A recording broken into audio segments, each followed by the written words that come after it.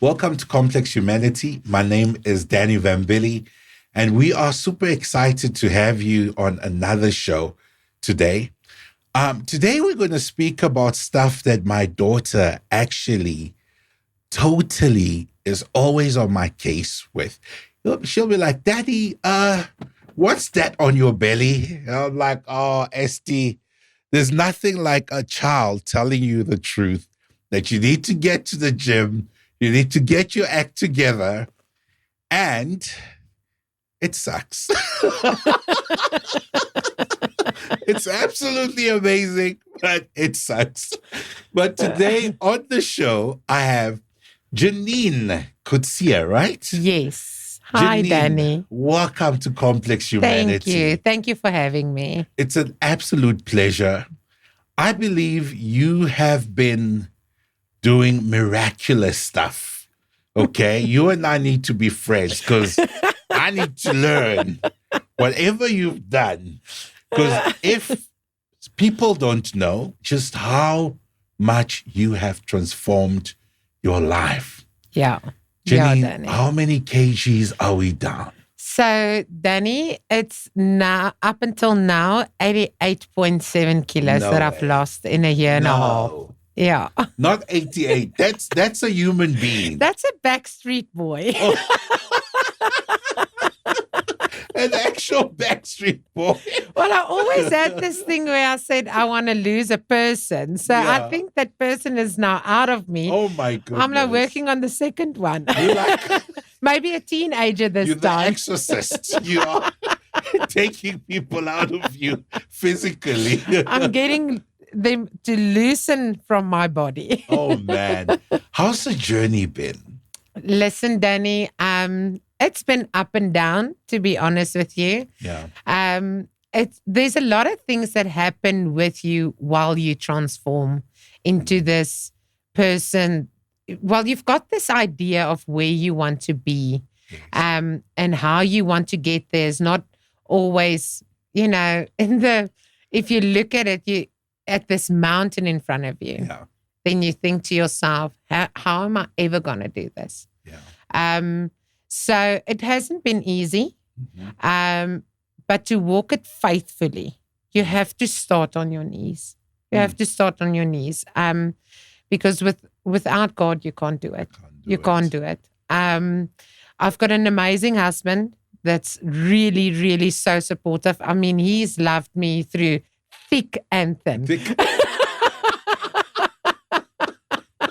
Oh wow.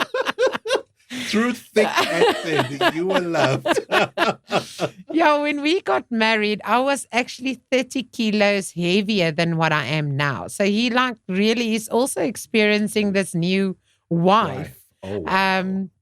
I think if I lose another 10 kgs, that's when I met him. Goodness. I was that light when I met him. Yeah. But it's a journey and it's not easy. Mhm. It is something that it's an emotional journey. It's an emotional journey, to be honest with you. It's very nice to hear when people see you and they go, oh my word, look how much you've lost and you look so amazing. But I'm the one still standing in the mirror naked and seeing myself. And still, I see the flaws still. I still see what I still need to lose. And I do take those compliments, and I thrive on them in a proper way, not in a way that I think like, oh my word, I've made it now. I'm still humble in my experience. But yeah, there's a lot of mental and emotional and spiritual that you need to go through when you go through this journey. Every morning to wake up and to persevere, to keep on going and not to give up. It takes a lot. It takes a lot. But if you see the results, like my husband said to me when I started this journey, he said to me, you don't look at the mountain. Look at your feet. Take it step by step, day by day. And that's what I did. I took it day by day, because if the day I got onto the scale and the scale said to me, I'm weighing 207 kilos. Sure. I knew that I won't have a proper fulfillment life with my husband and my kids. Is that where you started at 207? 207 kilos. Yeah. Wow. Yeah. You know, a lot of people think weight loss, or not weight loss. Let's start with weight gain. They see weight gain as someone's just eating. Yeah. You know, and I think that is it's probably the most simplistic way that we explain weight 100%. gain. You know, I, for example, know that when I am stressed, this area here, it works by itself. It does a lot of work. It's its own factory. It's its own factory, you know? So I've kind of had to understand that food has a different relationship with each human being. Yeah. There are those who don't eat while they're stressed. There are those who have more of an emotional baggage that's probably trauma. Sitting in them. Trauma. And it's manifesting in food, you know? Yeah. And when we look and all we're seeing is the food, and we're not going into the different diagnosis and really understanding the receptor. I always say where it starts. Okay. But Danny, I've been through so many medical checks, and by all of that, I was the most I need to say it now. I'm actually Afrikaans. I'm now looking for the English word here. What's the word in Afrikaans? Gesondste mens. Oh my goodness. I will translate it to you guys, but I don't want to lie on a podcast. It is the most unhealthiest, healthy way that I was living my life, with all my test results that I've done with doctors, my blood tests, my everything.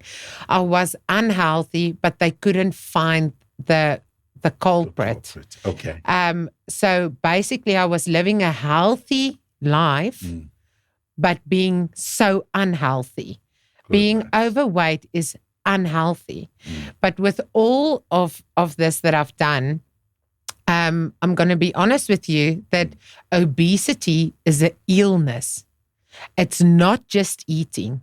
Okay. It's not just at one stage, my cortisol levels was so high because my body is under so much stress and under so much pressure that your cortisol levels is just so high. I could eat lettuce and I could pick up weight from those lettuce. Oh, wow. So the thing is to... Hold on. Let me what is that? So your cortisol levels is basically your stress levels in your body. Okay. And that has a lot to do with a lot of things. It's like I said about the trauma. Okay. If your body went under trauma or you holding back onto even childhood trauma, that doesn't disappear. You have to actually pray and clear it. You know what I'm saying? Yeah. And then by that, with doing the exercises, because I started with gym and all of that, with all that, you work towards getting your stress levels down. Okay. Because if the stress level can come down, the cortisol level will come down and your body will start regulating again. The inflammation will start going out of the body and your sugar levels will start working more correctly, you know, your insulin and all of that. But my biggest problem was my cortisol levels were skyrocket high. Sure. And it's because of a lot of things. I mean, I have my own business. I'm a mom. You know, I need to be a mom, a wife, a businesswoman. I need to look after my health. I need to, you know what, to be a mother and a wife and a businesswoman all in one. You're balancing. You're just balancing. And still there's things that goes on with you as a person by yourself. The fights that you're fighting within yourself. I had to go to the pit of everything and to sort out the pit of everything. And the pit was basically my trauma. Your trauma. Yeah, I had also childhood trauma. Okay. I didn't grow up as a very privileged child. Well, I had an amazing mother. I grew up without a father. My father passed away when I was still a little girl, my biological father. I was not even 2 years old when he passed away. So I grew up with just a mom, and we were 4 kids. And she had a really tough life to bring up 4 children. And she also didn't have the most amazing marriage with my biological father. So within her womb, I also had trauma inside her womb. And so then obviously, if you go deeper into your spiritual side and you start learning the truth in a deeper meaning, God's truth in a deeper meaning, you actually realize that trauma starts within the womb. Yes. And you need to go back to all of that and start cleaning up all of what's happened. So then I grew up with my mom and my sister and my 2 brothers, and I had an amazing grandmother that also stayed with us. Hello, Oma. Hello, Oma. She was also like a mother to me, because my mom had to really work hard and all of that. But there's a lot of childhood trauma that comes with growing up with just a single parent. And then my mom met my stepfather when I was 13 years old. And we gained 2 sisters. Okay. Their mother also passed away before my stepfather met my mom. Okay. And they used to work together. And he was like, we always had a home or a house. Let me put it like that. As when we were just with my mom, my sister, and my 2 brothers, and my Oma, we had a house. We had a safe space. We did have a bed to sleep in. We had all the things we needed, but on a very low level. Okay, so where was this? Where were you growing up? In Kempton Park. In Kempton Park. Yeah, in Kempton Park. And then when my mom met my stepfather, they dated for 3 years, and then they got married, and I got 2 stepsisters, and they are amazing. Wow. We were like one big family. And for the first time in my life, I experienced how a home felt like. Oh, wow. Yeah, because my mom was always working, and she was also socializing and going out, and and we basically grew up with my grandmother always being at home. And so when we met my father, it was like, oh, this is how life's supposed to be. Mom is there every night cooking, and I've got a dad there, and I've got all these brothers and sisters and all of that. And it was a loving home.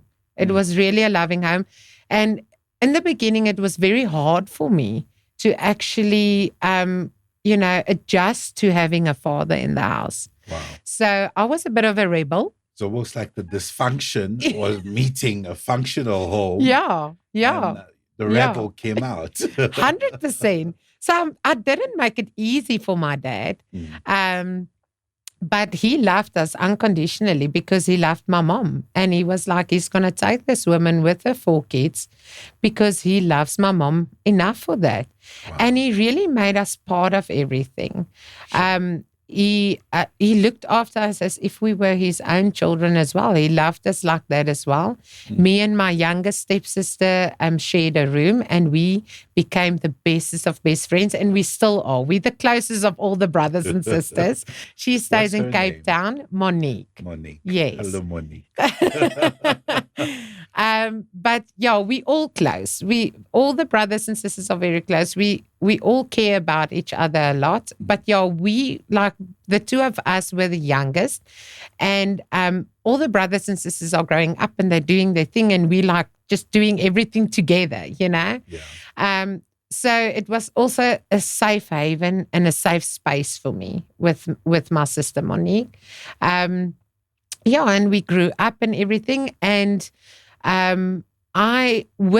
with this transition of my mom getting married and me to get used to, there's a father now, and my mom doesn't have the same surname as me, teenager styles. Yeah. You get a bit of a rebellion side on you, and you take it a bit not on the nice side, even though it's a good thing happening, you know? So it took me a couple of years to adjust to that. And I used to be a very athletic person. I used to do athletics. I used to do sports, netball, hockey, all of that. And being a rebellion and just turning around and just decided, no, I don't want to do this anymore and everything. The wheels basically came off. Okay. But then I started dealing with another trauma that surfaced when I actually was a child. There was a trauma that surfaced inside of me going, okay, I've never told my mom. I'm now in grade 11, and I've never told my mom something happened to me as a younger little child. Okay. I kept this secret inside of me. And then as I was growing up, you start encountering and you've got hormones and there's now boys and I want a boyfriend, but I'm too scared to have one. And then all that trauma started coming and then I started eating emotionally. I didn't want to be pretty anymore. I didn't want to look after myself anymore. I didn't want to do sports anymore because I was molested as a child. Sure. And then only I came forward and told my mom what happened. But then I didn't deal with it. I just carried on in life. Would you say sometimes we think that because I've spoken about it, I don't necessarily have to sit in the emotions. No, you just to do leave the it. work in it. Yeah. I told mom. I told now it's open, it's out there. So let me leave it now. I think it's also fight and flight. Yes. It's like you would rather just, okay, I'm out with it. That's how enough. It is. And that's enough. Yeah. And that happened to me. And it just spiraled from there. Like I just became this person that didn't give about anything. I even lost my faith at one stage and I've arrived and I'm living life and I'm a social butterfly and I'm drinking and partying and, doing all the wrong kind of things. Yeah. Left after school, left for a gap year to go overseas to the Netherlands. It was an amazing experience. I grew up very quickly, very fast there. Yeah. But with all of that, I must be honest with you, God was with me all the time. Because I never gave up my womanhood to any man out there. Wow. For that, I think I keep on telling myself that's maybe why God let me gain weight. Like, okay, let me just protect this one. We'll add a bit of weight here. It'll be a barrier. Because then she won't take off what needs to be taken off, But Janine, sorry, you're raising maybe key things that I want to just quickly revisit. When children stop doing what they comfortably did for a long time, parents should be careful to not just think that it's just a rebellion. Yeah. Because here's a child who's sportive, who's been athletic and competitive the whole time. Yeah. And they wake up one day and they stop. Yeah. It's so easy for us to just get caught up and you don't want to do anything. Yeah. You're lazy and just get up and now you leave all that you've worked hard for. Yes. A lot of these things made me do things differently with my children. I'm very invested into my two girls. Okay. My husband and I adopted our girls 10 years ago. We met them and our adoption actually went through the beginning of this year. So it was a 10-year fight. Oh, man. Congratulations. Yeah. And we just wanted to, with all my life experience and everything that I went through, I'm so invested in them because years ago, us as children were seen and not heard. And not heard, yes. For me, it's different. I want to hear how was your day. Yes. I want to pick up if there's something that's not right. Because being in the generation where we were like, you are seen and not heard, that made you not talk. Yes. It made you keep your silence. Mm-hmm. Because the person that also did that to me said, if you're going to tell your mom, she knows you are lying. You know what I'm saying? Yeah. So how many years did I walk around with that silence? And that manifested inside of me to actually just to let go at a stage where it was very important not to let go. Yeah. And then I let go. Sure. So, yeah, I did wrong things in my life. I did test the waters and everything, but I think God had a bigger plan with me so that I can one day tell my story and also bring hope to those that feel lost and feel like there's no way out. There is a way out. If I could take you back to that stage, because in my head, as you were talking, I'm seeing someone listening to us right now who's also there. And maybe you, the parent watching, and your child's just changed in their behavior. And you seeing the behavioral change, but you're not really aware of the emotional baggage the child is carrying. Yeah. What would you advise yourself if you could go back to the child who was told, be quiet, no one will believe you, or your mom will think you're lying? What would you tell yourself now if you could go back to that girl? Be brave. Be brave and bold. Step forward. Sure. Talk about it. Sure. Talk about it. I think it could have saved me in a lot of ways in my life. Not to be as, desperate for attention. Yes. Doing things just to fit in. If I could go back and tell that little girl is to step up, be brave, and be steadfast. Believe in who you are and not who someone tells you to be. Wow. Yeah. Do you think that in our modern culture, victims of sexual abuse, and I hate to use the word victims, let's say overcomers of sexual abuse are encouraged to speak and have the platform to speak? Danny, I didn't have the platform to speak as well. But I think there's always a way out. There's always a way out to not keep yourself silent. Go and speak to, if you feel you're in a situation where you can't bring it out to the mother or the father or the aunt or the sister or the brother, make a plan to go and see a pastor or a very good friend, somebody that you can actually place your trust in. But the thing for me is when everything came out, it was also not in a very good way where it came forward. Like, what do you mean by that? Danny, at that stage, I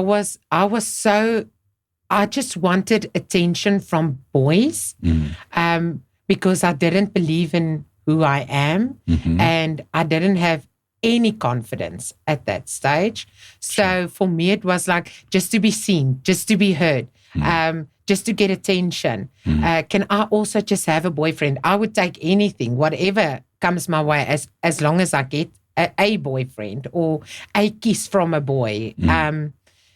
Whereas I think that shouldn't be like that. That shouldn't be like that. And when my mom had one evening, we were having a bit of a tiff with one another, and I just turned around and I went like, but you weren't even there for me when I got molested. Sure. And she was like, excuse me? This is the first time I'm hearing about this. And I said, well, where were you? Now you want to come and tell me how I mustn't be such a desperate girl. I must believe in myself. You see, then it's blame shifting. Yeah. Whereas I just should have talked. Yeah. But I was also scared I mean, I was little. I was in primary school. I was a little girl. I think, if I think back to it, what is it? Grade 3, 4. Sure. I remember the standards. I was in standard 2. It's standard 2. I hear standard 2, okay? Grade 4, I have to figure out as well. Grade 3, grade 4, around there. Yeah. And I've worked so hard going through that, and all that trauma. Actually, it doesn't affect me anymore. Wow. I've worked through it with a friend of mine, Corneille Fourie, Pastor TC. I know Fourie. Pastor TC. Very naughty guy. Yeah, he worked through me with a lot of my trauma. Mm-hmm. And and it helped me a lot to cope, because there was a stage where I had to forgive myself. Mm-hmm. I had to forgive my mom, because I would blame her. I had to go through a lot of forgiveness and everything, but you still hold on to that victimization. Like that happened to so you. almost like a false identity that's been that's built. why I'm eating, and that's why I have a husband. He loves me the way I am, and I don't have to do anything about it. And I've let go about the past. And, but it doesn't go away unless you actually deal with it. And as soon as I started dealing with it, I turned 40. Sure. And in the Bible, everything states about 40 years, 40 this, 40. So I turned 40 in Mauritius, and my husband took me to Mauritius for my 40th birthday, and he woke me up early that morning. It was 5 o'clock, and he said to me, "Come, I want to walk with you to the ocean." And I thought, we actually on holiday, 5 o'clock, seriously. But I didn't know he had a plan. Sure. So we were there by the ocean, and we walked into that still water, and it was the most beautiful, beautiful scene. It looked like heaven touched the earth. It was, that water was crystal clear, and it was a straight line, and it really just connected with heaven, with earth. And he said, today I want to wash your feet in the ocean, because it's a new era that you're going in. 40 is a milestone. And he prayed for me. And I still have a photo where I was, after we were in the ocean, I went back and I sat onto those lounger chairs. And I'm actually getting shivers now. I'm even seeing it, guys. I'm in Mauritius right now. I don't know about you. I'm in Mauritius. And I was sitting there, and I was looking at him, and he's standing there in the ocean, and I could see he's like looking far out, and he's thinking about something, and I'm sitting on the lounger waiting for him to finish now. And I looked at him, and I'm like, I've really failed you as well. Sure. And that's where I decided I'm not going to let it be part of us anymore. I need to give him also the wife he wants to adore. And he does adore me. Yes. Doesn't matter what. He loved me all the way. But I could see there was becoming a disconnection.